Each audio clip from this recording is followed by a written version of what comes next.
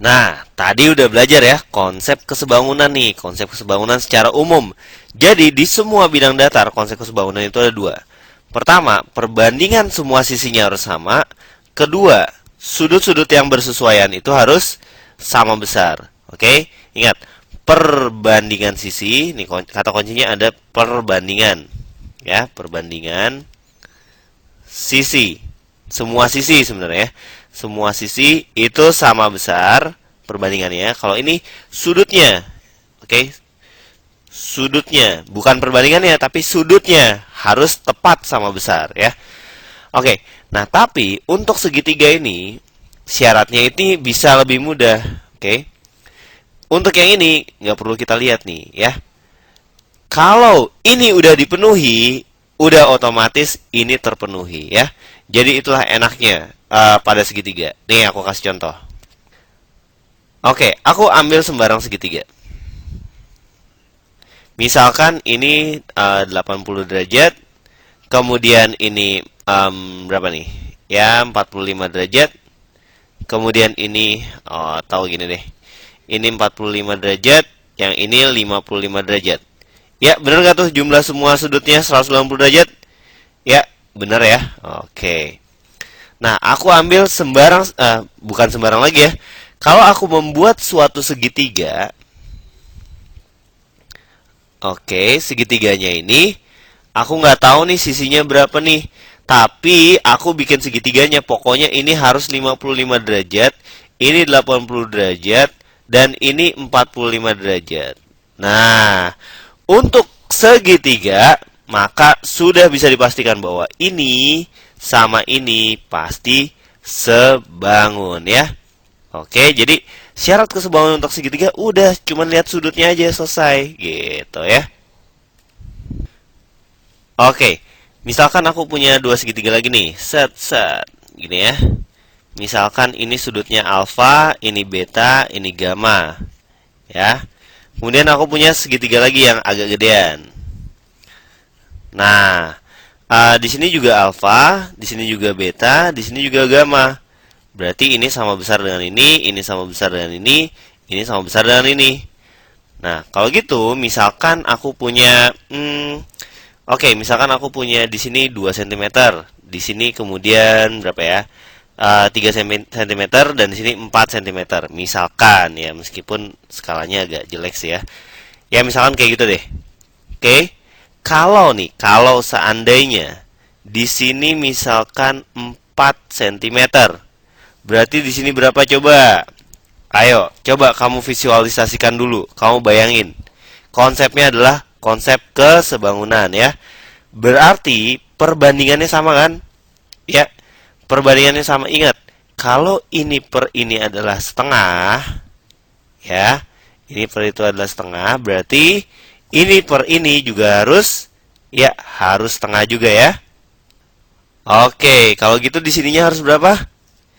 Ya, di situnya harus 8. Lihat nih, 2 per 4 setengah.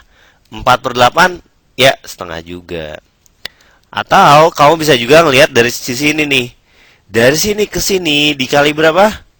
Ya, dikali 2. Kalau gitu, konsepnya adalah dari sini ke sini juga harus dikali 2. Jadinya 8. Dari sini ke sini harus dikali 2 juga. Jadinya 6. Gitu deh. Jadi dari konsep kesebangunan itu, dari konsep perbandingan itu kita dapat ini 6, ini 8. Gitu ya. Segitiga ini sebangun dengan segitiga itu. Gitu ya. Nah, sekarang aku tambahin dikit lagi nih. Jadi, yang kamu lihat itu jangan cuma bentuknya. Misalkan bentuknya seperti ini. Oke, ini aku bikin agak pipi deh. Nah, bentuknya seperti ini. Kemudian, misalkan harus bangunnya dengan yang seperti itu juga. Enggak juga. Kalau segitiga ini aku putar, misalkan aku putar jadi kayak gini. Ya, aku putar jadi kayak gitu. Bisa aja ini sama ini sebangun. Asalkan apa? Asalkan sudutnya sama. Misalkan ini alfa, ini beta, ini gamma. Oke. Kemudian misalkan ini alfa juga ya. sama-sama alfa, atau misalkan sama-sama 20 derajat, ya bisa juga ya. Misalkan ini sama ini, misalkan sama-sama beta, betanya mungkin berapa? Mungkin 40 derajat atau berapalah gitu ya. Nah, ini sama-sama gamma. Ya, pokoknya kalau udah kayak gini berarti ini sama ini udah pasti sebangun. Nah, tapi aku mau nanya nih. Ini bersesuaian dengan ini sudutnya ya.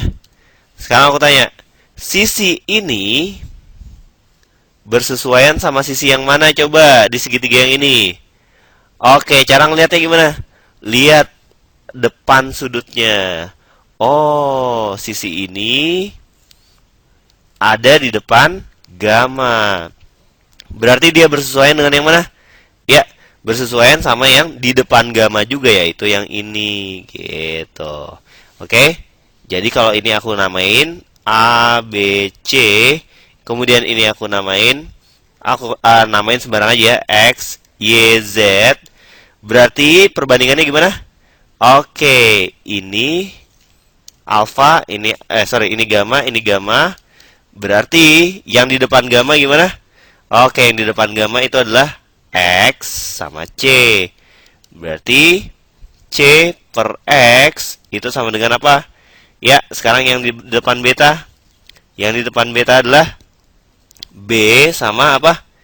Ya, B sama Z. Oh, ternyata gitu. B banding Z juga sama. Kemudian apa lagi? Ya, yang di depan alfa siapa yang di depan alfa? Ya, A gitu ya. Oh, ternyata A per yang depan alfa di sini siapa? Ya, Y gitu. Jadi perbandingannya gitu ya. C per X sama dengan B per Z sama dengan A per Y. Inilah konsep kesebangunannya. Jadi gitu, kalau pada segitiga lebih enak ngelihat dari sudutnya ya. Gitu ya. Oke, udah gitu.